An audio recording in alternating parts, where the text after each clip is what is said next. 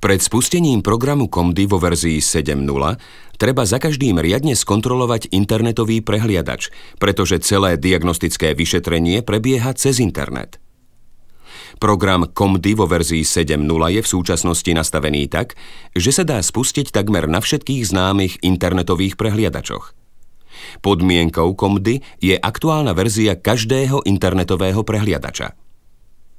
Ak neviete, ako zaktualizovať svoj internetový prehliadač, obráťte sa na správcu počítača, prípadne si nájdete informácie o aktualizácii konkrétneho internetového prehliadača na internete. Aktualizácii internetového prehliadača sa často nevenuje potrebná pozornosť, pritom by to mala byť priorita číslo 1. Vyhnete sa tak problémom, pretože počas diagnostického vyšetrenia Komdy spôsobuje neaktualizovaný internetový prehliadač až 80% problémov. Ako najčastejšie z nich možno uviesť zlé alebo nejaké zobrazovanie obrázkových metodík. Ďalej, flashové metodiky neodosielajú výkon žiaka klienta do centra Komdy.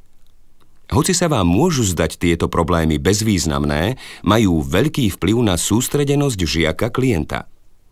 Opakovane sa bude musieť vracať k úlohám Komdy, čím sa môže predĺžiť čas, ktorý pri nich strávi.